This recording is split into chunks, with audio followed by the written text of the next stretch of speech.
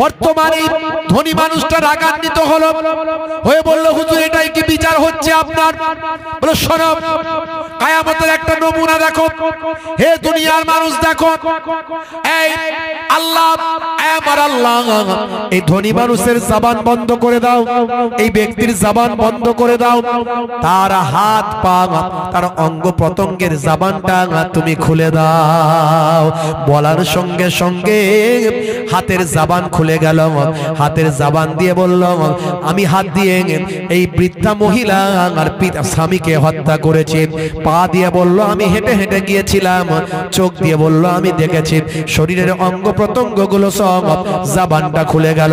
হযরত নবী দাউদ আলাইহিস সালাম বললেন, দেখো দেখো, আজকের দিনে কিয়ামতের একটা নমুনা দেখো। কিয়ামতের দিনে যখন বান্দা তাদের গুনাহ থেকে অস্বীকার করবে, আমার আল্লাহ তাদের অঙ্গ প্রত্যঙ্গ গুলো খুলে দেবে। যুবকেরা, হে আমার বন্ধুরা, শুনে রেখে দিন বাবা, জেনে রেখে দেন, হযরতে দাউদ আলাইহিস সালাম ভাই আমার তার উম্মতদের বললেন, হে আমার উম্মতেরা, তোমাদেরকে আমি কয়েকদিন পরে ঈদের নামাজ আছে, ঈদের ময়দানে তোমাদেরকে আমি আল্লাহ কিয়ামতের একটা নমুনা দেখাবো।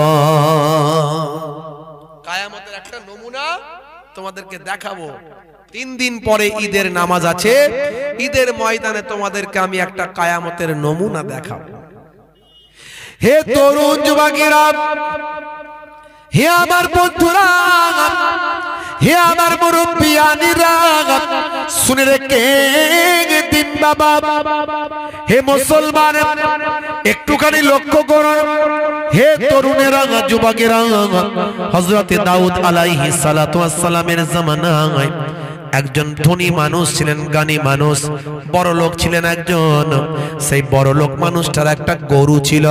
সেই গরুটাকে সে আদর যত্ন করত, ভীষণ ভাবে আপ্যায়ন করত। গরুটার গলাতে ভাই আমার বিভিন্ন ভাবে অলংকার ঝুলিয়ে রাখত। এইভাবে গরুটাকে সে দেখাশোনা করত। হে যুবকেরা, হে আমার বন্ধুরা, ওই গরুটা একদিন হঠাৎ করে হারিয়ে যায়। হারিয়ে যাওয়ার পরে ওই গরুটা জঙ্গলের ভিতরে চলে যায়। সেই জঙ্গলের ভিতরে ভাইরা আমার, তরুণ যুবকেরা আমার, বাস করত একজন বুড়ি মা এবং একজন তার যুবক ছেলে। ওই বুড়ি মা এবং তার যুবক ছেলে ওই জঙ্গলের ভিতরে 70টা বছর কাটিয়ে দিয়েছিল। ওই বুড়ি মা তার জীবনে 70টা বছর কাটিয়েছিল। হে যুবকেরা, শুনে রেখে দেন, মুরব্বিয়ানিরা আমার, তরুণ যুবকেরা, তার ছেলেটাও কাটিয়ে দিয়েছিল 70টা বছর। তারা সেই যুবক সেখানে কাটিয়েছিল। আগের যুগের মানুষের হায়াত অনেক বেশি হতো, 200, 300, 400 বছর, মানে তাদের কাছে সেটা কোনো বয়সই নয়। যেখানে 900 বছর, 1000 বছর, 1200, 1500 বছর। ভাই আমার, আউস বিন আনাক বলে একজন ব্যক্তি ছিল। ভাইরা আমার, তিনি কয়েকটা নবীর জীবন জিন্দেগি পেয়েছিলেন। 3500 বছর তিনি হায়াত পেয়েছিলেন। আউস বিন আনাক, যার সম্পর্কে হাদিসের মধ্যেও রওয়ায়াত এসেছে, অন্যান্য আসমানি কিতাবগুলোতে তার সম্পর্কে তথ্য পাওয়া যায়। আউস বিন আনাক ছিল পৃথিবীর সবচেয়ে লম্বা মানুষ, যিনি সমুদ্রে নামলে তার 1 কোমর 1 বুক পানি হতো। সমুদ্রে নামলে 1 কোমর 1 বুক পানি হতো। সমুদ্র থেকে হাতে করে মাছ ধরে নিত, নিয়ে উপরে উঠে আসতো, উঠে এসে ভালো করে সূর্যের দিকে হাতটা তুলতো। সূর্যের তাপেতে আপনার কি বলে, এই মাছকে ভেজে ফেলতো, ভেজে খেয়ে নিত।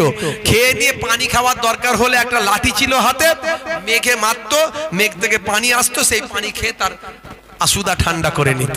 এই রকম ব্যক্তি ছিল, বুঝতে পারছেন। আউস বিন আনাক কয়েকটা নবীর জামানা পেয়েছে, বুঝতে পারছেন। হে তরুণ যুবকেরা, হে আমার বন্ধুরা, হে আমার মুরব্বিয়ানিরা, শুনে রেখে দিন বাবা। এই আউস বিন আনাকের কথা যখন মনে পড়ে গেল, বলে দিন, পৃথিবীর এত বড় শক্তিশালী মানুষ, যার কাছে পৃথিবীর মানুষগুলোকে সব পিঁপড়ের মতো মনে হতো, এত বিশাল শক্তিশালী ক্ষমতাশালী ব্যক্তি, তার সম্পর্কে একটু তথ্য আপনাদের জেনে দিন।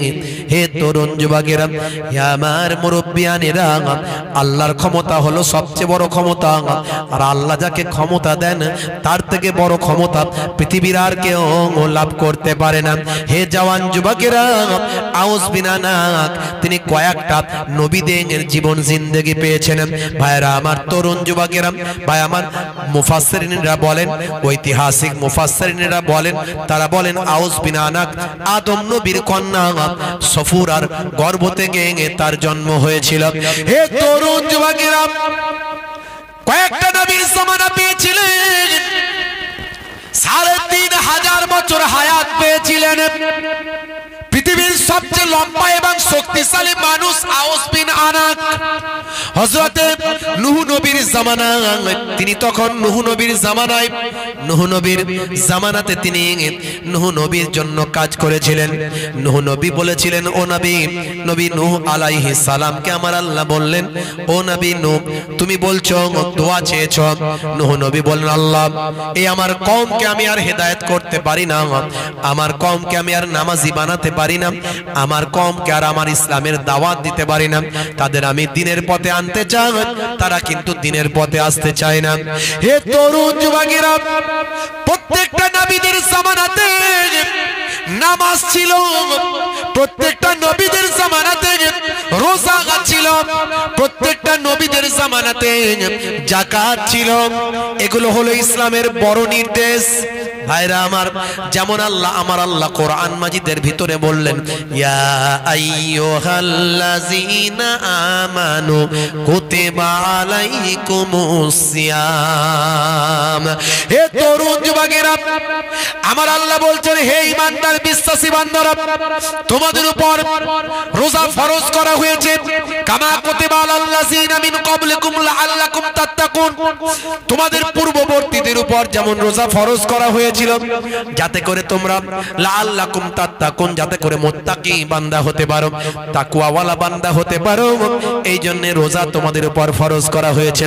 তোমার পূর্ববর্তীদের উপর, আগের নবীদের উপর রোজা ছিল, আমার আল্লাহ জানিয়ে দিয়েছেন।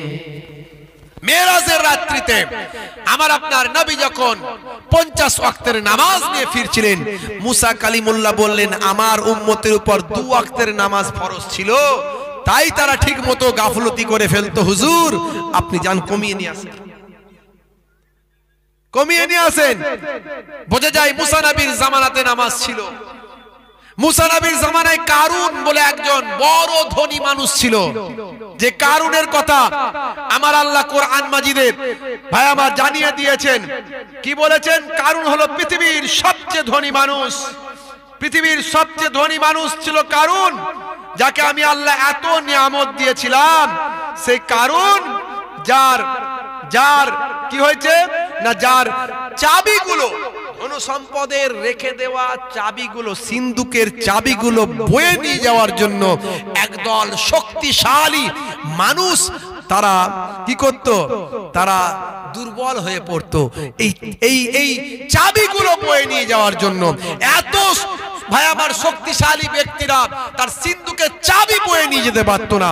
তার সিন্ধুকের ভিতরে এত আল্লাহ সম্পদ দিয়েছিলেন, হিরে, মতি, জহর, পান্না, প্রবাল, এত সামুদ্রিক মূল্যবান মতি, ডায়মন্ড, সোনা, রূপা, এত পৃথিবীর সবচেয়ে ধনী মানুষ। সে আবার ফেরাউনের আবার উজির ছিল, বুঝতে পারছেন? উজির, তার নাম হচ্ছে কারুন। সে কারুনের সম্পর্কে আল্লাহ বলছেন, সূরার নাম সূরা কাসাস, আয়াত নাম্বার হলো ৭৬।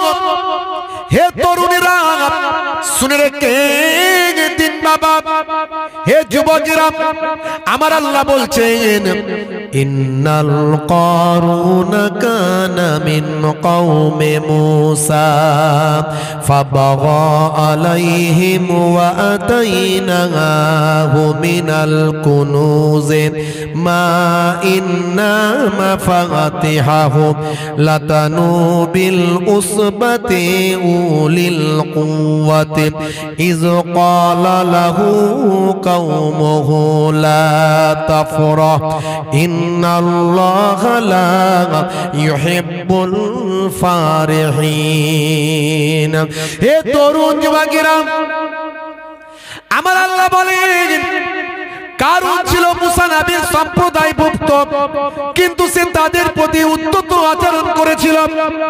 আমি তাকে এমন ধনভাণ্ডার সম্পদ দিয়েছিলাম যে তার চাবিগুলো বহন করা মাত্র একদল বলবান শক্তিশালী লোকের পক্ষে কষ্টসাধ্য ছিল। স্মরণ করো যখন তার সম্প্রদায়কে আমি বলেছিলাম, কি বলেছিলাম? তার সম্প্রদায়কে বলেছিল, তার সম্প্রদায় তাকে বলেছিল গর্ব করো না, ইন্নাল্লাহা লা ইউহিব্বুল ফারিহিন, আমার আল্লাহ গর্বকারীদের অহংকারীদের পছন্দ করেন না। হে তরুণ যুবকেরা, মুসা কালিমুল্লাহ তাকে যাকাত দিতে বলতো, যাকাত দাও, যাকাত দাও, সে যাকাত দিত না। এই আয়াত দ্বারা বোঝা যায় ভাই আমার আগের যুগের মানুষের উপর যাকাতও ফরজ ছিল, নামাজও ছিল, রোজাও ছিল, যাকাতও ছিল, এগুলো কম্পালসারি আল্লাহ প্রদত্ত। বাবা আদম আলাইহিস সালাতু ওয়াস সালাম থেকে সমস্ত মানুষের উপর যুগে যুগে নামাজ, রোজা, যাকাত এগুলো সব ফরজ করা হয়েছে। এগুলোতে কোনো ছাড় নাই, এগুলো সঠিকভাবে আমাদের ইউটিলাইজ করতে হবে, ব্যবহার করতে হবে। হে তরুণ যুবকেরা, হে আমার বন্ধুরা, আউস বিন আনাক তিনি নূহ নবীর জামানায় যখন মানুষ দিন ভুলে গেল, ইসলাম ভুলে গেল, হে তরুণ যুবকেরা, হে আমার বন্ধুরা, আউস বিন আনাক তখন নূহ নবীকে আল্লাহ বললেন, হে নবী নূহ, আপনি এক কাজ করুন, আপনার এই উম্মতরা আর হিদায়াত হবে না, আমি তাদের উপর গজব নাজিল করব, একটা বিশাল বন্যা দেব, পৃথিবীব্যাপী এই বন্যাটা হবে যে বন্যায় যত জালেম আছে সব ধ্বংস করে দেব, কেবলমাত্র যারা আপনার কিস্তিতে আপনার নৌকায় উঠবে তারা কেবল রক্ষা পাবে। নূহ নবী নৌকা তৈরি করবে, বিশাল নৌকা তৈরি করতে হবে, ছোটখাটো নৌকা তো হবে না, এত নূহ নবীর উম্মত সবাইকে তুলতে হবে, বুঝতে পারছো? তো সেই সময় ভাই আমার ওক গাছ হলো সবচেয়ে বড় লম্বা তৎকালীন যুগে, যা কতগুলো হাতিও টেনে নিয়ে আসতে পারে না। তৎকালীন যুগে মানুষ যেমন দীর্ঘজীবী হতো, লম্বা হতো, শক্তিশালী হতো, তেমন গাছও তেমন হতো, ওক গাছ। কিতাবের মধ্যে বলা হয়েছে হাতি, অনেকগুলো হাতি সেই গাছগুলোকে টেনে নিয়ে আসার ক্ষমতা নাই, এই রকম গাছ, তার গুড়ি। হে তরুণ যুবকেরা, বিশাল বড় বড় গুড়ি, এই রকম গুড়ি। নূহ নবী চিন্তা করলেন একজন মানুষ এই গুড়িগুলোকে অনায়াসে সেখান থেকে আনতে পারে, সেটার অন্য কেউ নয়, সেটা হলো আউস বিন আনাক। কিন্তু আউস বিন আনাক বড় পেটুক মানুষ, কোনো কিছু কাজ করাতে গেলেই সে খেতে চায়, খাবার দাও। হে তরুণ যুবকেরা, নূহ নবী যখন বললেন হে আউস বিন আনাক, ওই গুড়িগুলো নিয়ে আসতে হবে যার দ্বারা আমি নৌকা বানাবো। আউস বিন আনাক বলল, হুজুর আমি আনতে পারি, কিন্তু আপনি তো জানেন আমি পেটুক মানুষ, আমাকে খাবার দিতে হবে, পেট ভরে খাওয়াতে হবে। আল্লাহর নবী নূহ নবী বললেন, যাও আউস বিন আনাক, তোমাকে আমি পেট ভরে খাওয়াবো। এমন সময় আউস বিন আনাক বলল, হুজুর আপনি যদি আমাকে পেট ভরে যদি না খাওয়ান, এই গুড়িগুলো আনার পরে আবার ওখান থেকে তুলে আগের জায়গায় রেখে দিয়ে চলে আসবো। কিন্তু হে জওয়ান যুবকেরা, হে আমার বন্ধুরা, আউস বিন আনাক বড় বড় বিশাল লম্বা দুটো গাছ, ওক গাছের গুড়ি দুই কাঁধে নিল, তত্তর করে হেঁটে হেঁটে চলে এলো সমতলে আল্লাহর নবীর সামনে, এসে রেখে দিয়ে বলে, হুজুর আমাকে খাবার দিন। আল্লাহর নবী হযরতে নূহ নবী দুটো পাতলা পাতলা রুটি দিলেন, রুটি দিয়ে বললেন, হে আউস বিন আনাক, এই রুটিগুলোকে বিসমিল্লাহ বলে তুমি খাও। জোরে হবে না? আউস বিন আনাক বলল, হুজুর আমি বিসমিল্লাহ বলে খাচ্ছি, ঠিক আছে, কিন্তু আপনি আর খাবার ব্যবস্থা করুন, নাহলে আমি গাছ কিন্তু রেখে দিয়ে চলে আসবো। বুঝতে পারছেন? তখন এমন সময় হুজুর বললেন, ঠিক আছে খাও না রে বাবা, তুমি খাও না, বিসমিল্লাহ বলে খাও না।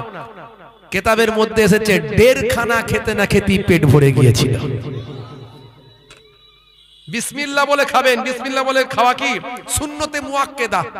সুন্নতে মুআক্কেদা কোনটা বলে জানেন? একটা মুআক্কেদা আর একটা গায়ের মুআক্কেদা। সুন্নতে মুআক্কেদা আর গায়ের মুআক্কেদা কোনটা?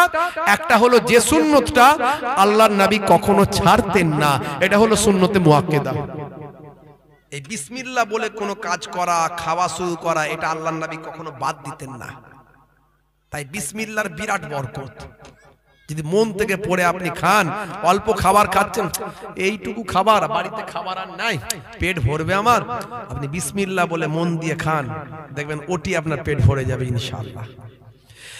হে তরুণ যুবকেরা, হে আমার বন্ধুরা, শুনে রেখে দিন বাবা, জেনে রেখে দেন, সেই আওস বিন আনাকের সময় আবার ভাই আমার বাড়তে লাগলো। আওস বিন আনাক বন্যার সময় কিতাবের মধ্যে লেখা আছে, কে বলে আমার আল্লাহ কুদরতি ক্ষমতায় আওস বিন আনাককে ছোট করে নূহ নবীর কিস্তিতে দিয়েছিল।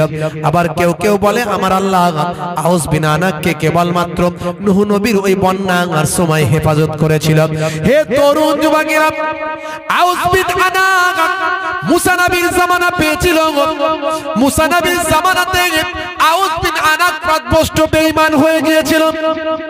মুসা নবীর জামানাতে এসেছে, কিপ্তিদের পাল্লায় পড়ল। কিপ্তিদের আল্লাহ এমন বরকত দিয়েছিল, এক একটা আনার ফল, আনার মানে হলো বেদানা, বিশাল বড় বেদানা। একটা বেদানাতে অনেক দানা, একখানা দানা খেলে দুজনের পেট ভরে যায়। এই রকম বিশাল বড় বড় আনার সে সময় কিপ্তিদের বরকত দিয়েছিল আল্লাহ। হে তরুণ যুবকেরা, কিপ্তিরা তাদের সেনাবাহিনীর প্রধান করেছিল আওস বিন আনাককে। তারা পথভ্রষ্ট করে দিয়েছিল, বেঈমান বানিয়ে দিয়েছিল, তারা পেট ভরে খাবার খেতে দিয়েছিল। আওস বিন আনাক কিপ্তিদের সেনাবাহিনীর প্রধান হয়ে গেল। হে তরুণ যুবকেরা, হযরতে মুসা কালিমুল্লাহ কিপ্তিদের হেদায়েত করার জন্য বনি ইসরাইলের 10টা গোত্র থেকে 10 জন গোত্র প্রধান তৈরি করে কিপ্তিদের দাওয়াতের জন্য পাঠালেন। যাও যাও, কিপ্তিদেরকে আল্লাহর দ্বীনটা জানিয়ে দাও, কিপ্তিদেরকে হেদায়েতের দাওয়াত দাও, কিপ্তিদেরকে বলো আল্লাহর সঙ্গে নাফরমানি করো না, আল্লাহকে মেনে নাও। মুসা কালিমুল্লাহ হলো এই জামানার নবী, মুসা নবীকে নবী বলে মানো। এমন সময় 10 জন বনি ইসরাইলের গোত্র প্রধান যখন কিপ্তিদের কাছে গেল, কিপ্তিরা বলল আমাদের সেনা প্রধানের সঙ্গে কথা বলো। সেনা প্রধানের সামনে যখন যায়, গিয়ে দেখে সর্বনাশ, এ তো বিশাল বড় একজন সেনা প্রধান, যার জমিনে পা আর মাথাটা আকাশে। 10 জনকে একটা হাতের তালুতে তুলে ফেলল। একটা হাতের তালুতে 10 জনকে তুলে নিয়েছে। কি করতে এসেছো তোমরা? বলে তোমাদের হেদায়েত করতে আমাদেরকে। হ্যাঁ, মুসা নবী পাঠিয়েছে, পারলে একটু টিপে মেরে দেবো 10টাকে। বুঝতে পারছো? বাঁচাও বাঁচাও ভাই, আমাদেরকে মেরো না, আমাদেরকে তো নবী পাঠিয়েছে। যাও, তোমাদের এই অবস্থা দেখে আমার মনে একটু দয়া হয়েছে, ছেড়ে দিলাম। আর যাও গিয়ে বলো, যদি হেদায়েত করতে হয়, ক্ষমতা যদি থাকে, তোমাদের মুসাকে বলো আওস বিন আনাকের সঙ্গে সামনাসামনি কথা বলতে। বুঝতে পারছো? থ্রেট করে দিল একদম। 10 জন কিপ্তি, 10 জন বনি ইসরাইলের গোত্র প্রধান চলে গেল মুসা নবীর কাছে। পথে অনেক ঘটনা, আমি কিয়ামতের একটা আলামত আপনাদের মাঝখানে বলবো। হে তরুণ যুবকেরা, হে আমার বন্ধুরা, হে আমার মুরব্বিয়ানেরা, শুনে রেখে দিন বাবা, আল্লাহ যাকে স্পেশাল ক্ষমতা দেন, সেই ক্ষমতার উপর কারো ক্ষমতা চলে না। পৃথিবীতে কত রাজা বাদশা, কত নেতা মন্ত্রী, ফেরাউন, নমরুদ, সাদ্দাত, হামান কত চলে গেল। পৃথিবীতে আমার আল্লাহ ঈমানদারদের জয় দিয়েছেন, কিন্তু ঈমানদারের মতো ঈমানদার যদি হতে পারো, আল্লাহ বলছেন তোরা ঈমানদার হয়ে যা। ইয়া আইয়ুহাল্লাযীনা আমানুত্তাকুল্লাহ, হে বিশ্বাসী বান্দারা, তোমরা আমি আল্লাহকে ভয় করো, তোমরা আমি আল্লাহকে ভয় করো। হাক্কা তুকাতিহ, যেমন ভয় করা দরকার। ওয়ালা তামুতুন্না ইল্লা ওয়া আনতুম মুসলিমুন, আর ততক্ষণ পর্যন্ত মরো না যতক্ষণ না আমি আল্লাহ আমি তোমাদের বলি যতক্ষণ না সাচ্চা মুসলমান না হয়ে যাও, সাচ্চা ঈমানদার না হয়ে তোমরা মরো না। সাচ্চা ঈমানদার বলতে কাকে বলে? দুটো কাজ করতে হবে, ওয়া আবুদুল্লাহ, আল্লাহর ইবাদত, ওয়ালা ইউশরিক বিল্লাহ, আল্লাহর সঙ্গে শিরক করা যাবে না। তোমার বুকে রাখো আল্লাহরই ভয়, আসবে না কোনো দিন কোনো পরাজয়, আসবে না কোনো দিন কোনো পরাজয়। জোরে হবে না? হারাম হালাল জেনে সরল সত্য মেনে নিষিদ্ধ সব ছেড়ে উঠুক জীবন বেড়ে যাবে তুমি জান্নাতে, জায়গা ছিল স্বপ্ন তোমার। তোমার বুকে রাখো আল্লাহরই ভয়, আসবে না কোনো দিন কোনো পরাজয়, আসবে না কোনো দিন কোনো পরাজয়। বলুন না সুবহানাল্লাহ। হে তরুণ যুবকেরা, আল্লাহ বলছেন বান্দারে দুটো কাজ করো। একটা হলো ঈমানকে মজবুত করো। ঈমান মানে হলো বিশ্বাস, আল্লাহর প্রতি বিশ্বাস। আল্লাহর সমতুল্য সমকক্ষ কেউ নাই। সেই Allah is one, Allah is one whom all depend, he begets not is he begotten and none is like him। আল্লাহর সমতুল্য কাউকে ভেবো না। আর সমস্ত নবীদের বিশ্বাস করবে কিন্তু গ্রহণ করবে আমার আপনার বিশ্ব নবীর কথা, দয়ার নবীর কথা। সমস্ত আসমানি কিতাবগুলোকে মানবে, বিশ্বাস করবে কিন্তু গ্রহণ করবে একমাত্র আল কোরআন মাজিদের কথা। হে তরুণ যুবকেরা, শুনে রেখে দাও, জেনে রেখে দাও, কিয়ামতের দিন হবে। ভাগ্যে ভালো মন্দ যা কিছু হয় আল্লাহর কাছ থেকে হয়। বিচার দিনের কথা বিশ্বাস করবে, কিয়ামতের দিন আছে বিশ্বাস করবে, মৃত্যুর পর জীবিত হতে হবে বিশ্বাস করবে, মালাইকা ফারিস্তা আছে বিশ্বাস করবে। এই এত কিছু বিশ্বাস করলে তবে তাকে ঈমানদার বলা হয়। আমানতু বিল্লাহি ওয়া মালাইকাতিহি ওয়া কুতুবিহি ওয়া রুসুলিহি ওয়াল ইয়াউমিল আখির ওয়াল কদরি খাইরিহি ওয়া শাররিহি মিনাল্লাহি তাআলা ওয়াল বাসি বাদাল মাউত। এই বিশ্বাস। আর কি? ওয়া আবুদুল্লাহ, আল্লাহর ইবাদত, আল্লাহর ইবাদত। হে তরুণ যুবকেরা, হে আমার বন্ধুরা, ইবাদত মানে নামাজ, রোজা, হজ, যাকাত, আমরা এটাই বুঝি। কিন্তু মনে রাখবেন আল্লাহ বলছেন তোমাকে আমি ইবাদতের জন্য সৃষ্টি করেছি। মা খলাকতুল জিন্না ওয়াল ইনসা ইল্লা লিয়াবুদুন। আমি পৃথিবীর মানুষকে, জিন জাতিকে কেবলমাত্র আমার ইবাদতের জন্য সৃষ্টি করেছি। এখন আপনি বলুন তো, রাত দিন যদি আপনি নামাজ রোজা করেন তাহলে সংসার কেমন করে করবেন, কাজ কারবার কেমন করে করবেন, ব্যবসা বাণিজ্য কেমন করে করবেন, চাষাবাদ কেমন করে করবেন? কিন্তু আল্লাহ নিজেই বলছেন নিদ্রাকে আমি তোমাদের জন্য বিশ্রামের বানিয়েছি। ওয়া খালাকনাকুম আজওয়াজা, আমি তোমাদেরকে জোড়ায় জোড়ায় সৃষ্টি করেছি। হে তরুণ যুবকেরা, হে আমার বন্ধুরা, হে আমার মুরব্বিয়ানিরা, শুনে রেখে দিন বাবা, আল্লাহ বলছেন দিনের বেলা তোমাদের রুজি রুটির জন্য করেছি, ব্যবসা বাণিজ্যের জন্য করেছি। এই ফাইজা কুদিয়াতিস সালাত ফান্তাসিরু ফিল আরদ ওয়াবতাগু মিন ফাদলিল্লাহ।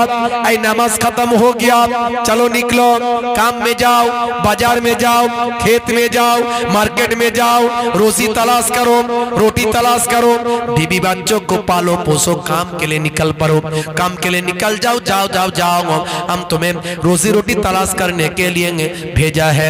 हे তরুণ যুবকেরা, নামাজ সব সময় পড়ার কথা তো আল্লাহ বললেন না, নামাজ পড়েই বেরিয়ে যেতে বললেন। তার মানে দিনের বেলা কাজকর্ম করবেন, রাতের বেলা বিশ্রাম নেবেন। হে তরুণ যুবকেরা, আমার আল্লাহ বলছেন ওয়াজআলনাল লাইলা লিবাসা, আমি আল্লাহ তোমাদের জন্য রাতকে পোশাক বানিয়েছি। সব আল্লাহর কথার মধ্যে হিকমা আছে, বিজ্ঞান আছে, সায়েন্স আছে, বাস্তবতা আছে, অথেন্টিকতা আছে, আধুনিকতা আছে। অনেক উদাহরণ আমি দিয়েছি, ইন্টারনেটে 20-25 হাজার বক্তব্য আছে, একটা দুটো নয়, আমি অনেক বলেছি। হে তরুণ যুবকেরা, একটা নমুনা দিই। আল্লাহ বলছেন রাতকে তোমাদের জন্য পোশাক বানিয়েছি। পোশাকের কাজ হলো শরীরকে ঢেকে রাখা। হে যুবকেরা, শুনে রেখে দেন, জেনে রেখে দেন, পোশাকের কাজ হলো রাত জমি আমার শরীরকে ঢেকে রাখা। আল্লাহ বললেন রাতকে তোমাদের জন্য পোশাক বানিয়েছি, তার মানে রাতের বেলা এমন ভাবে থাকো অন্ধকার যাতে তোমাদেরকে ঢেকে রাখে। এবারে আরো ক্লিয়ার করে দিলেন আমার আপনার নবী। হাদিস নাম্বার বুখারী শরীফ, সহিহুল বুখারী 5624 নাম্বার হাদিস। আন জাবির আন্না রাসূলুল্লাহ সাল্লাল্লাহু আলাইহি ওয়াসাল্লাম قال আতফিউল মাসাবিহা ইযা রাকাতুম।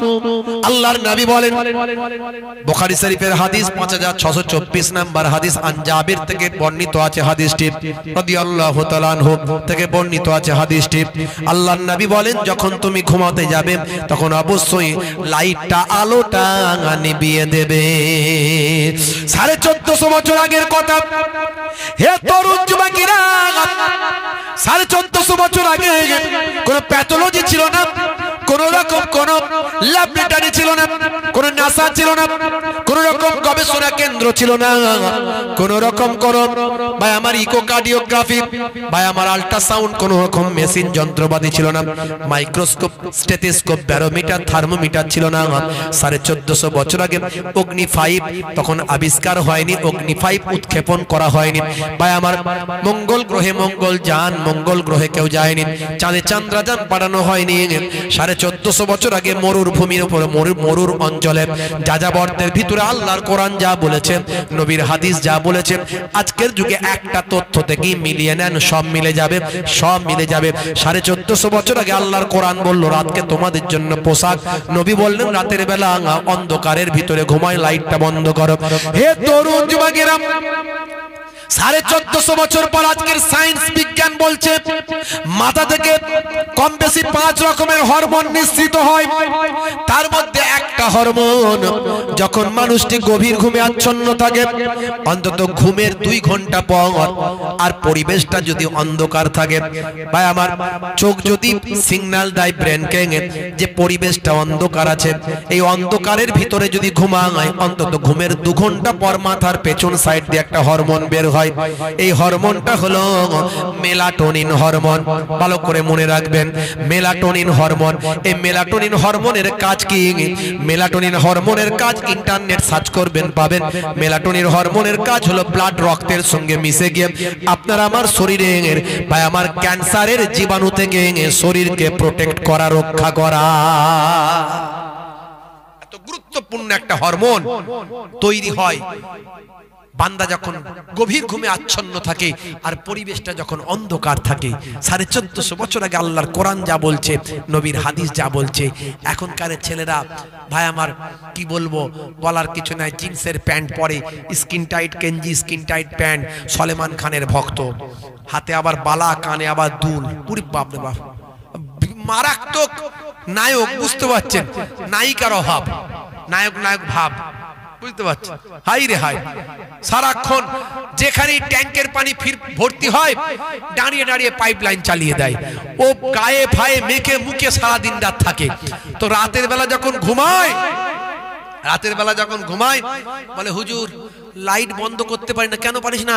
বলে লাইট বন্ধ করলি গেছো ভূত, উড়ন্ত ভূত, ডুবন্ত ভূত, হ্যাঁ মোটা ভূত, রোগা ভূত সব মিছিল করে ধরতে আসে। তো কেন আসবে না? তো গায়ে পেচ্ছাপ লেগে আছে, তো নাপাক। আর ওই বদমাইশ জেনেরা, ভূত বলতে কিছু নাই, কোরআন মাজিদে আল্লাহ বলেছে জিন আর ইনসান দুটো সম্প্রদায়। ওই জেনেরা হচ্ছে যে সমস্ত পুরুষ মহিলা নাপাক, অপবিত্র, নোংরা ভাবে থাকে, এদেরকে বেশি অ্যাটাক করে। সে জীবিত অবস্থায় হোক আর ঘুমিয়ে থাকা অবস্থায় হোক, মানে জেগে থাকা অবস্থায় হোক আর ঘুমিয়ে থাকা অবস্থায় হোক। যে সমস্ত মহিলারা বাড়িতে নাপাক থাকে, ছাদের উপর চুল খুলে দিয়ে ঘুরে বেড়ায়, হঠাৎ করে দেখা গেল খাপ করেছে, ধরেছে একবার, ওরে বাবা রে, জেন ধরে নিয়েছে, বুঝতে পারছি? খুব সাবধান, আখেরি জামানা। ভাইরা আমার, তরুণ যুবকেরা আমার, মুসলমানের ছেলে এখন নায়ক গায়কের ভক্ত। কি হবে মানুষ হয়ে, কি হবে মানুষ হয়ে যদি না চলতে পারে এই দুনিয়ায়, যদি না চলতে পারে, যদি না নামাজটা ওই পড়তে পারে, কি হবে মানুষ হয়ে, কি হবে মানুষ হয়ে, কি হবে মানুষ হয়ে। মানুষগুলো করছে দেখো খোদারি ওই নাফরমানি, কি হবে মানুষ হয়ে। মানুষগুলো করছে দেখো খোদারি ওই অবাধ্যতা, মানুষগুলো করছে দেখো খোদারি ওই অবাধ্যতা। দিনে রাতে নামাজ ছেড়ে ধরছে তারা পাটির ধ্বজা, নেতার ওই পেছন ধরে ঘুরছে তারা বনবনিয়ে। যদি একটা টিকিটে পাই জমবে খেলা, কি হবে মানুষ হয়ে, কি হবে ছেলে সেজে, কি হবে ছেলে সেজে। যদি না থাকতে পারে পিতা মাতার কষ্টে পাশে, কি হবে ছেলে সেজে। আজকাল করছে ছেলে পিতা মাতার জায়গা জমি, জীবন দশাতে তাদের নিজের নামে লেখা পড়ি। আজকাল করছে ছেলে পিতা মাতার জায়গা জমি, জীবন দশাতে তাদের নিজের নামে লেখা পড়ি।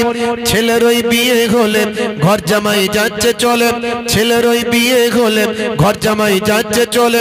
অথবা আলাদা হলো মাকে ছেড়ে, কি হবে ছেলে সেজে, কি হবে নারী হয়ে, কি হবে নারী হয়ে।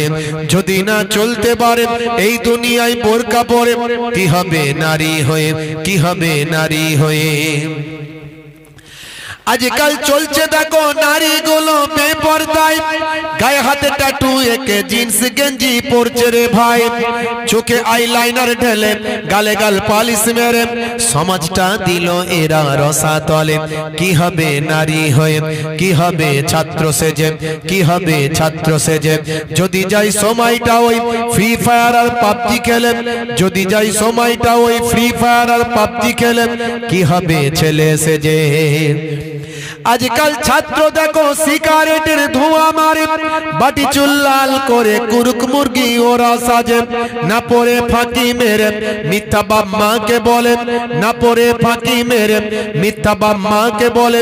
লাইফে পাইপ ওরা দিল ভরে, কি হবে ছাত্র সেজে, কি হবে ছাত্র সেজে, কি হবে হুজুর সেজে, কি হবে হুজুর সেজে। যদি তার কথাতে ওই সমাজেতে ঝগড়া বাড়ে, যদি তার কথাতে ওই সমাজেতে ঝগড়া বাড়ে, কি হবে হুজুর সেজে, কি হবে হুজুর সেজে। আজকাল কত হুজুর বক্তৃতা দেয় স্টেজেতে, তাদের কথাই মুসলমান ভাইয়ে ভাইয়ে ঝগড়া করে, আছে না নাই? এমন আমি বক্তৃতা দিলাম, সকালবেলা কিছু লোক আমার দলে চলে গেল, কিছু আমার বিরুদ্ধে। ই ওকে গালাগালি করে, ওকে গালাগালি করে, আমি মজাই অজ করে করে ঘুরে খেয়ে দিয়ে বেড়াচ্ছি। বুঝতে পারছি কি মজা। হ্যাঁ, আজকাল কত হুজুর বক্তৃতা দেয় স্টেজেতে, তাদের কথাই মুসলমানে ভাইয়ে ভাইয়ে ঝগড়া করে। হুসাইনি সবার বলে ওই হুজুর রাখবে দূরে, হুসাইনি সবার বলে ওই হুজুর রাখবে দূরে। যদি চাও সুস্থ সমাজ তুলতে গড়ে, যদি চাও সুস্থ সমাজ তুলতে গড়ে, কি হবে হুজুর সেজে, কি হবে মানুষ হয়ে। যদি না চিনতে পারে নিজ প্রভুকে, কি হবে মানুষ হয়ে। হে তরুণ যুবকেরা, হে আমার বন্ধুরা, তাহলে নামাজ রোজা হজ যাকাত এগুলো আমাদের মাথায় রাখতে হবে। নামাজ ছেড়ে দিলে হবে না, ইচ্ছাকৃত হবে যদি কেউ নামাজ ছেড়ে দেয়, তার জন্য শাস্তি হলো 14টা। কতগুলো শাস্তি? 14টা। দুনিয়াতে হবে 5টা শাস্তি। এক নাম্বার হলো ভাই আমার, তার চেহারার মধ্যে কোনো নূরের জ্যোতি থাকবে না, এটা হলো 1 নাম্বার। 2 নাম্বার হলো বেনামাজি বান্দার রুজি রুটিতে বরকত হবে না, 2 নাম্বার শাস্তি। 3 নাম্বার শাস্তি হলো বেনামাজি বান্দা ভাই আমার কোনো ভালো কাজের সওয়াব পাবে না, এটা হলো 3 নাম্বার। 4 নাম্বার হলো বেনামাজি বান্দা, হে তরুণ যুবকেরা, নিজের জন্য যে দোয়া চাইবে সেই দোয়া কবুল হবে না। 5 নাম্বার হলো বেনামাজি বান্দার জন্য পৃথিবীর সবচেয়ে বড় আল্লাহর ওলিও যদি দোয়া করে, বেনামাজি বান্দার জন্য তার দোয়াও কবুল হবে না। বুঝতে পারছেন? 5টা শাস্তি দুনিয়াতে। আপনি নামাজ পড়বেন না, ছোট হুজুরের নাতি পিন্নাগরি হুজুরের পোতা এসেছে, মনে মনে ভাবছেন ও হুজুরের যদি একবার দুয়াটা নিতে পারি না আমার সারা জীবন ঠিক হয়ে যাবে, মোটামুটি সব বেড়া পার, গোনা সব মাপ, একবার হাতটা শুধু মিলিয়ে দেবো ব্যাস। আছে না নাই? এরকম চিন্তা ভাবনা অনেকের আছে। অনেকে বলে হুজুর আমি নামাজ পড়িনি, আমার ঈমান কিন্তু পাক্কা। ওরে বাবা, বুঝতে পারছেন? এরকম লোক আছে। হে তরুণ যুবকেরা, মৃত্যুর সময় হবে 3টে শাস্তি। 1 নাম্বার হলো, হে তরুণ যুবকেরা, বেনামাজি বান্দা যখন মারা যাবে, বেনামাজি বান্দা যখন মারা যাবে তার মৃত্যুটা হবে অপমানের সঙ্গে, বেইজ্জতের সঙ্গে, অপমানের সঙ্গে তার মৃত্যু হবে। 2 নাম্বার হলো, বেনামাজি বান্দা যখন মারা যাবে অত্যন্ত ক্ষুধার্ত অবস্থায় মারা যাবে। 3 নাম্বার হলো, বেনামাজি বান্দা যখন মারা যাবে তখন তার প্রচন্ড পিপাসা অবস্থায় সে মারা যাবে। 3টে শাস্তি। আর কবরে গেলে হবে 3টে শাস্তি। তার মধ্যে কি কি? একটা হলো কবরের মাটি তাকে গুঁড়ো করে ফেলবে, পেশাই করে আবার গোটা করবে, আবার গুঁড়ো করবে, 1 নাম্বার। 2 নাম্বার, কবরে আগুনের কুণ্ডু হয়ে যাবে কবরটা। 3 নাম্বার, কবর একটা ভয়ঙ্কর সাপ, সুজাকরা সাপ নিয়োগ করা হবে যে তাকে দংশন করবে। এত ভয়ঙ্কর সাপ দুনিয়ার জমিনে যদি একবার নিঃশ্বাস ফেলে সেখানে কিয়ামত পর্যন্ত আর ঘাস জন্ম নেবে না। অনেকে বলে কবরের ধারে তো যায় আমরা হুজুর, বলটল পড়লে কুড়িয়ে নিয়ে আসি, কই কোনো আগুনও জ্বলতে দেখি না, সাপও কামড়াতে দেখি না, সাপও দেয়। আমি বলি শুনুন, আপনি হয়তো ঘুমিয়ে আছেন, সবাই জেগে আছে, ঘুমের মধ্যে আপনি স্বপ্ন দেখছেন আপনি পুড়ে যাচ্ছেন, আপনি ডুবে যাচ্ছেন, আপনি মারা যাচ্ছেন। এই যে ঘুমের মধ্যে আপনি স্বপ্ন দেখেন, স্বপ্নতে আপনি কষ্ট পান, যারা জেগে থাকে তারা কোনোদিন বুঝতে পারে না। ঠিক অনুরূপ কবরবাসী কষ্ট পাবে, পৃথিবীর মানুষ বুঝতে পারবে না। হে তরুণ যুবকেরা, কিয়ামতের দিনে 3টে শাস্তি হবে, হিসাব হবে অত্যন্ত কঠোর, কঠিন হিসাব হবে। 2 নাম্বার, আমার আল্লাহ তার উপর নারাজ থাকবেন, রহমতের দৃষ্টিতে দেখবেন না। 3 নাম্বার হলো, ভাই আমার ফারিস্তারা তাকে বেইজ্জতের সঙ্গে টানতে টানতে জাহান্নামের আগুনে নিক্ষেপ করবে। হে যুবকেরা, বেনামাজির শাস্তি হলো 14টা। মুসলমান নামাজ ছেড়ে দেবেন না। আমার আল্লাহ 82 বার নামাজের কথা বলেছেন, নামাজ ছাড়বেন না। আপনি কামিয়াবি পেতে চান, আল্লাহ বলছেন নামাজে এসে দাঁড়ান। আপনি সাকসেস হতে চান, আল্লাহ বলছেন নামাজে এসে দাঁড়ান। আপনি রুজি রুটিতে বরকত চান, নামাজে এসে দাঁড়ান। আপনি আপনার প্রমোশন চান, নামাজে এসে দাঁড়ান। ওয়াস্তাইনু বিস-সাবরি ওয়াস-সালাহ, বান্দা তোরা আমার কাছে সাহায্য প্রার্থনা কর ধৈর্য এবং নামাজের মাধ্যমে। আপনি দাঁড়িয়ে নামাজ পড়তে পারেন না, বসে নামাজ পড়ুন, বসে পারেন না শুয়ে পড়ুন। ভাই আমার তরুণ যুবকেরা, কিন্তু নামাজ ছাড় নাই, ইসলামের দৃষ্টিতে নামাজ ছাড়া হবে না। হে তরুণ যুবকেরা, হে আমার বন্ধুরা, আওস বিন আনাকের মতো এত শক্তিশালী একজন মানুষ যখন মুসা নবীর কাছে খবর গেল, মুসা নবী তখন আওস বিন আনাকের সঙ্গে মুলাকাত করার জন্য, তাকে হেদায়েতের দাওয়াত দেওয়ার জন্য যখন এলেন, আওস বিন আনাক মুসা নবীর সঙ্গে খারাপ ব্যবহার করতে লাগলো। ভাইরা আমার তরুণ যুবকেরা, আওস বিন আনাক মুসা নবীর সঙ্গে ভাই আমার খারাপ আচরণ করতে লাগলো। আল্লাহর কুদরতি ক্ষমতা, এই জন্যই বলে বিরাট শক্তিশালী হলেও আল্লাহ যাকে ক্ষমতা দেবেন তার ক্ষমতা হবে সবচেয়ে বেশি শক্তিশালী। হযরতে মুসা কালিমুল্লাহর হাতে আল্লাহ কুদরতি লাঠি দিয়েছিলেন, সেই লাঠির উপর ভর করে হযরতে মুসা কালিমুল্লাহ অনেক উপরে উঠে গেলেন, উঁচুতে উঠলেন। আল্লাহর কুদরতি ক্ষমতায় উঠে গিয়ে আউস বিন আনাকে এই পায়েতে ভাই আমার, এই জানুতে এই ভাই আমার এমন লাঠি দিয়ে আঘাত করলেন, ওই একটা লাঠির আঘাতে আউস বিন আনাকে সারা শরীরটা টুকরো টুকরো হয়ে জমিনে পড়ল, শুয়ে পড়ল। ভাই আমার আউস বিন আনাক ওই এক লাঠির আঘাতেই পৃথিবীর জমিন থেকে বিদায় নিল। নীল দরিয়ায় আউস বিন আনাকের দেহটা পড়েছিল। ভাই আমার, তার শরীরটা 200 বছর পর্যন্ত সেতু হিসাবে কাজ হয়েছিল। এত বিশাল চেহারা, লোকে তার শরীরের উপর দিয়ে হেঁটে হেঁটে যেত, এটা একটা পোল হয়ে গেছিল, পোল। বুঝতে পারছেন? বন্ধুরা আমার, তরুণ যুবকেরা আমার, তারা আল্লাহর কাছে কারো ক্ষমতা কাজ করবে না। আল্লাহর ক্ষমতার কাছে পৃথিবীর যত বড়ই দাদা হোক, শক্তিশালী হোক, হে তরুণ যুবকেরা, হে আমার মুরব্বিয়ানেরা, সেই আল্লাহ বলছেন বান্দা হেদায়েত হয়ে যাও, তোমরা আমার পথে ফিরে এসো। আমি আল্লাহ তোমাদের জন্য যেগুলো নির্দেশ করেছি সেগুলো মানো, যেগুলো নিষেধ করেছি সেগুলো ছাড়ো। তা'মুরুনা বিল মারুফ ওয়া তানহাউনা আনিল মুনকার, ভালো কাজের আদেশ করো, খারাপ কাজের নিষেধ করো। হযরত দাউদ আলাইহিস সালামের জামানায় ভাই আমার একজন ধনী ব্যক্তি ছিল, যার কথা বলছিলাম। সে ধনী ব্যক্তির একটা গরু ছিল, গরুটা হারিয়ে গিয়েছিল। হে তরুণ যুবকেরা, হে আমার বন্ধুরা, যে গরুটাকে তিনি ভালোবাসতেন, ওই ধনী মানুষটা তার স্বর্ণ অলংকার তার গলাতে শরীরে লাগিয়ে রাখতেন, এই রকম ভাবে গরুটাকে যত্ন করতেন। বন্ধুরা আমার, তরুণ যুবকেরা আমার, মুরব্বিয়ানেরা আমার, শুনে রেখে দিন, জেনে রেখে দিন। হে তরুণ যুবকেরা, হযরতে দাউদ আলাইহিস সালাম এক সময় বললেন, 3 দিন পরে ঈদের মাঠেতে আমি তোমাদেরকে একটা কিয়ামতের নমুনা দেখাবো, কিয়ামতের দিবসের একটা নমুনা তোমাদেরকে দেখাবো। ওদিকে গরুটা হারিয়ে গেছে, ওদিকে একটা ঘটনা ঘটলো কি, জঙ্গলের ভিতরে, গভীর জঙ্গলের ভিতরে একজন পরিবার এবং তার একটি ছেলে একসঙ্গে সেখানে বসবাস করছে 70 বছর। 70 বছর, যেটা বলতে বলতে এত দূর এসেছিলাম, 70 বছর ধরে সেই জঙ্গলের ভিতরে আল্লাহর ইবাদতে তারা মা বেটা দুজন মিলে মশগুল থাকে। তারা এমন ইবাদত করে আল্লাহ তাদের উপর রাজি হয়ে যান। ভাই আমার, তাদের যে ঘরটা ছিল, ঘরের পাশ দিয়ে একটা নাহার বয়ে গিয়েছিল, নাহার। হে তরুণ যুবকেরা, তাদের ক্ষুধা লাগলে সেই নাহার থেকে পানি পান করত। আর নাহারের পাশে আমার আল্লাহ একটা কুদরতি বেদানা গাছ, আনার গাছ দিয়েছিলেন।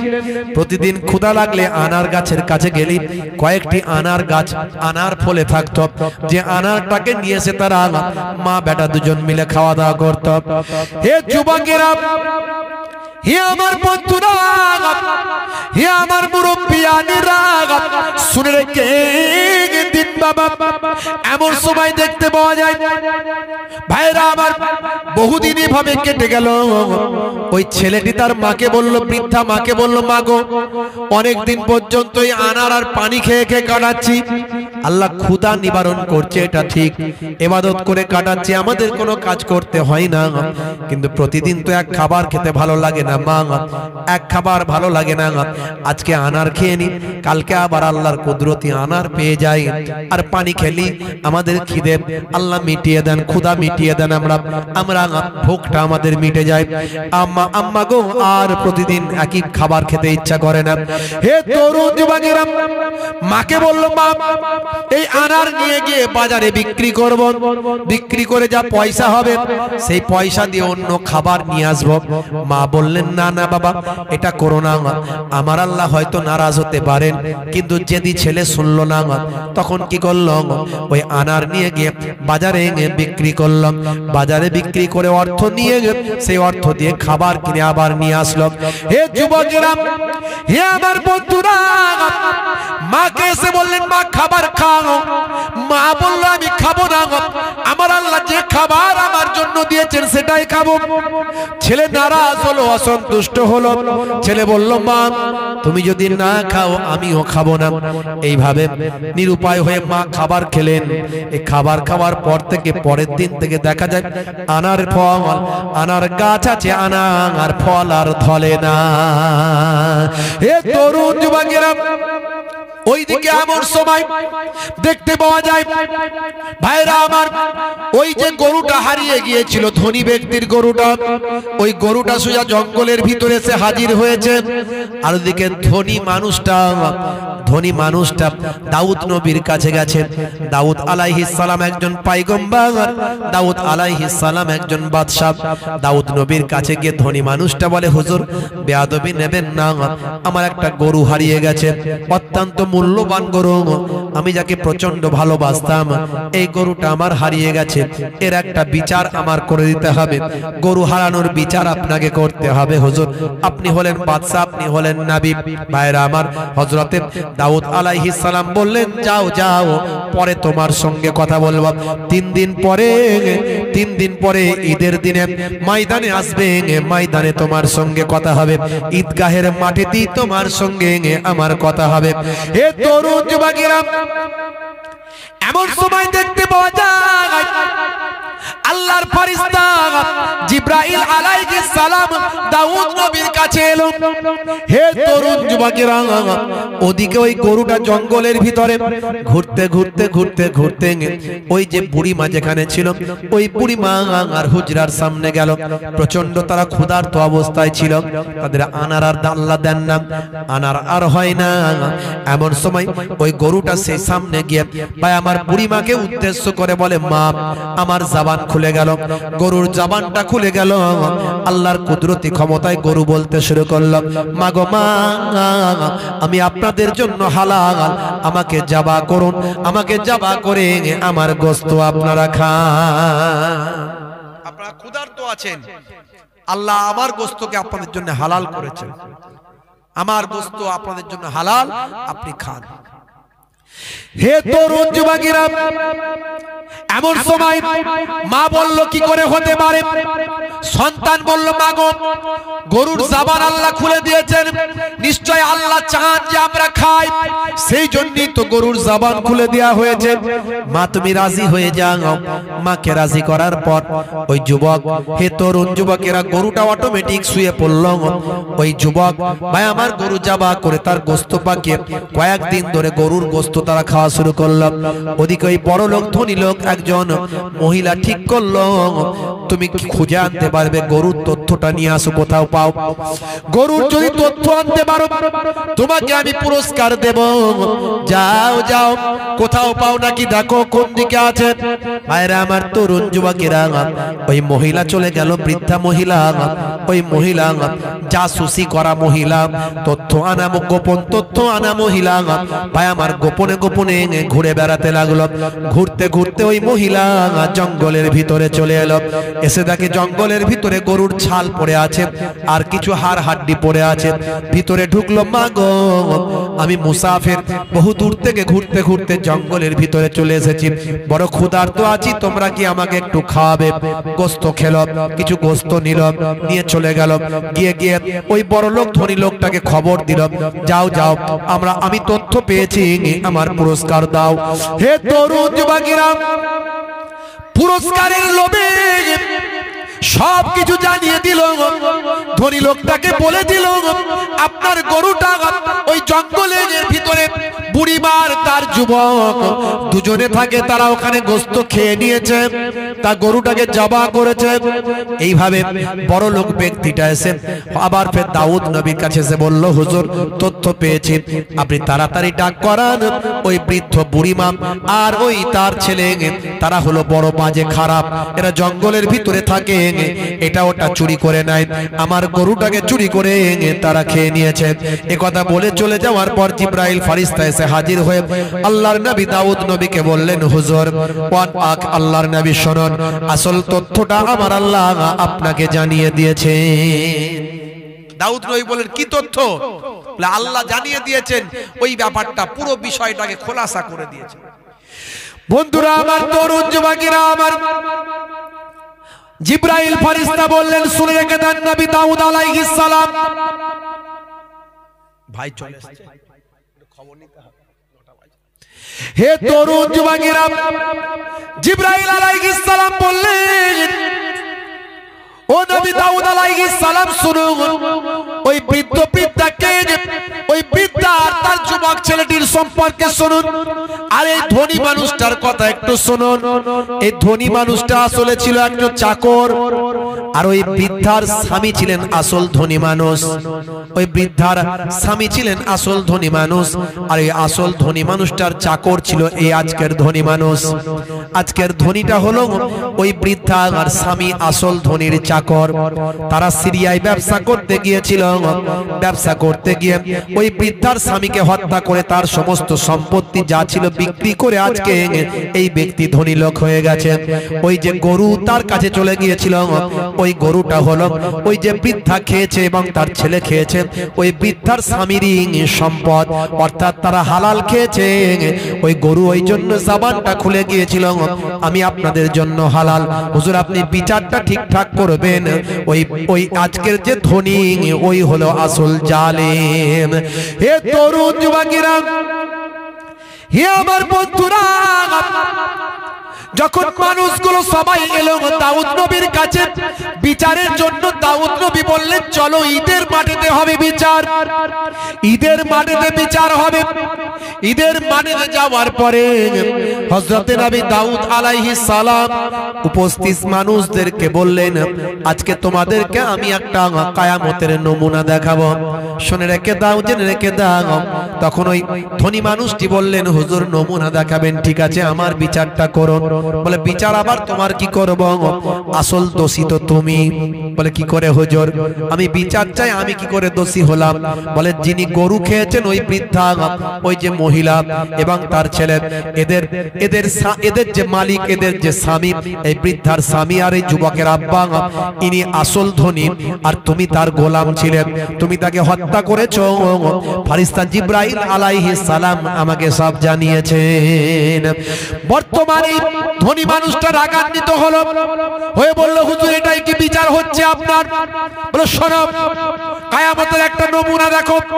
হে দুনিয়ার মানুষ দেখো, এই আল্লাহ, আমার আল্লাহ এই ধনী মানুষের জবান বন্ধ করে দাও, এই ব্যক্তির জবান বন্ধ করে দাও, তার হাত পা তার অঙ্গ প্রত্যঙ্গের জবানটা তুমি খুলে দাও। বলার সঙ্গে সঙ্গে হাতের জবান খুলে গেল, হাতের জবান দিয়ে বলল আমি হাত দিয়ে এই বৃদ্ধা মহিলা আর স্বামীকে হত্যা করেছি। পা দিয়ে বলল আমি হেঁটে হেঁটে গিয়েছিলাম, চোখ দিয়ে বলল আমি দেখেছি, শরীরের অঙ্গ প্রত্যঙ্গ গুলো সব জবানটা খুলে গেল।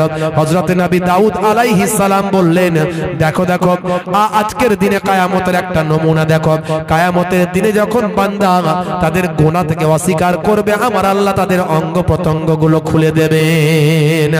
হে তরুণ যুবকেরা, পরবর্তীকালে আমার আল্লাহ কোরআন মাজিদে এই বিষয়টা জানিয়ে দিয়েছে, মানুষের হাত পা জবান খুলে যাবে। সূরার নাম সূরা ইয়াসিন, আয়াত নাম্বার হলো 65। আমার আল্লাহ বলছেন আল-ইয়াওমা নাখতিমু আলা আফওয়াহিহিম ওয়া তুকাল্লিমুনা আইদিহিম ওয়া তাশহাদু আরজুলুহুম বিমা কানু ইয়াকসিবুন। জোরে হবে না? আমার আল্লাহ বলছেন আল-ইয়াওমা, আজকের দিনে নুখতিমু, আমি সিল মোহর লাগিয়ে দেব আলা আফওয়াহিহিম, আফওয়াহিহিম, আমি আল্লাহ তাদের মুখমণ্ডলে আমি আল্লাহ সিল মোহর করে দেব, মুখগুলো সব বন্ধ করে দেব। ওয়া তুকাল্লিমুনা, আমি তারা কথা বলবে, আমার সঙ্গে কথা বলবে। আইদিহিম, তাদের হাত আমার সঙ্গে কথা বলবে। ওয়া তাশহাদু, এবং সাক্ষী দেবে। আরজুলুহুম, তাদের পা, বিমা কানু ইয়াকসিবুন, যা তারা কামাই করেছে, যা কাজ করেছে, ক্রিয়া করেছে, তাদের পা সাক্ষী দেবে, তাদের হাত সাক্ষী দেবে, তাদের হাত আমি আল্লাহর সঙ্গে কথা বলবে। কিয়ামতের দিনের নমুনা যেটা ঘটবে হযরতে দাউদ নবী ঈদের মাঠে দেখিয়ে দিলেন। জোরে হবে না? ভাইরা আমার, তরুণ যুবকেরা আমার, হযরত দাউদ আলাইহিস সালাম ফয়সালা দিলেন যে এই ব্যক্তি এদের এই বৃদ্ধা মহিলার স্বামীকে হত্যা করেছে, তাই কিসাস, খুনের বদলে খুন, কোরআনের নির্দেশ। ভাই আমার, যেখানে ইসলামী রাষ্ট্র সেখানে এটা চলে, ইসলামিক রাষ্ট্র আমাদের এখানে চলে না। আমাদের এখানে ভারতবর্ষের সংবিধান চলে। যেখানে ইসলামিক রাষ্ট্র সেখানে কোরআনের সংবিধান চলে, সেখানে খুন করলে খুনের বদলে খুন। দাউদ নবী ফয়সালা দিলেন, ভাই আমার, জাব্বুরের নির্দেশ অনুযায়ী যাও ওই ব্যক্তিকে খুনের বদলে খুন করে দাও এবং তার যাবতীয় সম্পদ সব অধিকার এই বৃদ্ধা এবং তার ছেলের সব তাদেরকে দিয়ে দাও, তাদেরকে সব ফিরিয়ে দিয়ে আল্লাহর নির্দেশের বিচার করে দিলেন দাউদ নবী। জোরে বলুন সুবহানাল্লাহ। ভাইরা আমার, তরুণ যুবকেরা আমার, আমি এটাই বোঝাতে চাইলাম যে আমার আল্লাহর উপর নির্ভরশীল হলে পৃথিবীর কোন শক্তিশালী ক্ষমতাশালী কেউ আপনার কিছু করতে পারবে না। যদি আপনি আল্লাহর হয়ে যান, আল্লাহ আপনার হয়ে যাবে। মাল্লাহুল মাওলা ফালাহুল কুল। বান্দা যখন আল্লাহর হয়ে যায়, কুল মাখলুকাত তার গোলাম হয়ে যায়। জোরে বলুন সুবহানাল্লাহ। ভাইরা আমার, তরুণ যুবকেরা আমার, এর জন্য কি করতে হবে? আল্লাহর নির্দেশ মান্যতা দিতে হবে। নামাজ ছেড়ে দিলে হবে না, রাসূলের সুন্নত ভুলে গেলে হবে না, আল্লাহর নবীর সুন্নতকে ভুলে গেলে হবে না। আমার নবী কত কষ্ট করেছেন এই সুন্নতকে প্রতিষ্ঠা করার জন্য, রক্ত ঝরিয়েছেন। আমি সুন্নত নিয়ে অনেক কথা বলি, আজ আর বলতে পারছি না। সেই রাসূলের সুন্নতকে আপনারা ভুলে যাবেন না, সুন্নতকে মেনে চলুন। নামাজ হলো সবচেয়ে বড় ইবাদত, আর সুন্নতের মধ্যে সবচেয়ে বড় সুন্নত হলো মুখের দাড়ি। মাশাআল্লাহ, এই সুন্নতটা মেনে চলবেন। মাশাআল্লাহ, আমার ছোট ভাই, মামাতো ভাই, পীরের আওলাদ, ফুরফুরা দরবার শরীফ, আমার ছোট ভাই মাশাআল্লাহ এসে হাজিরা দিচ্ছে। আমার তাকবীর দেন, নারে তাকবীর, নারে তাকবীর। আচ্ছা, পীরের আওলাদরা এলে উঠে দাঁড়াতে হয় না? হয় না। আমি দেখছিলাম আপনারা উঠে দাঁড়ান নাকি। এই আদবগুলো আমাদের তো শিখতে হবে। কি জি, পীরের আওলাদ নাতি পোতারা